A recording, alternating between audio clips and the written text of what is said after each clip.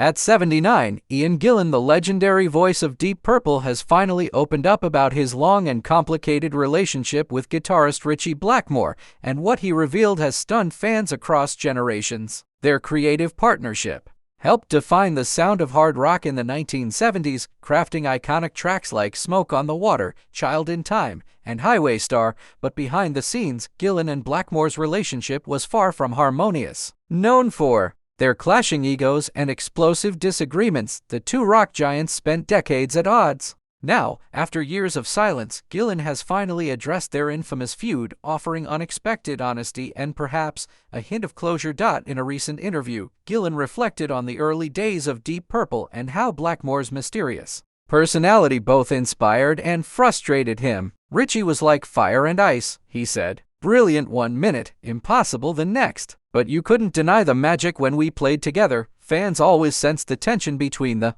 two, even at the band's height. While their chemistry on stage was electric, offstage it often boiled over into heated arguments, stormy exits, and long periods of silence. Gillan's most shocking revelation was his regret not about leaving the band in 1973, or their many disputes, but about how long it took them to speak as human beings. "There were years where we didn't say a word to each other," he admitted. "I look back now and think what a waste. So much time lost, all because neither of us wanted to be the first to blink."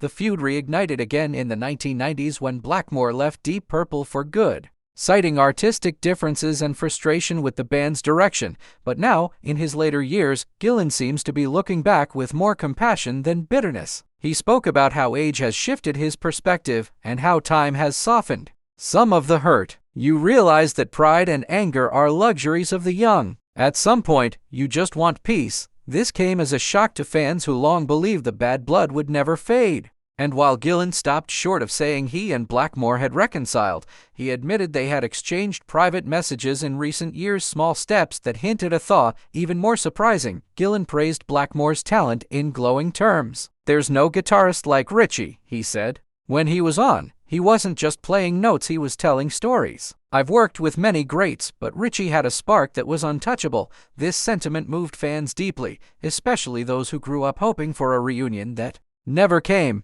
Gillan also touched on the emotional toll of being in the public eye for so long, carrying the weight of a band that means so much to so many. "People think rock stars are invincible," he said, "but we're just men, flawed, tired, sometimes angry, but always searching for something more." As he prepares for what may be the final chapter of his career, Gillan's reflections on Blackmore are raw, honest, and deeply human. In the end, what shocked fans most wasn't anger or scandal, but humility. After years of silence, Ian Gillan has given Ritchie Blackmore the recognition many thought he never would. And in doing so, he reminded us that even in rock and roll, there's always time for grace.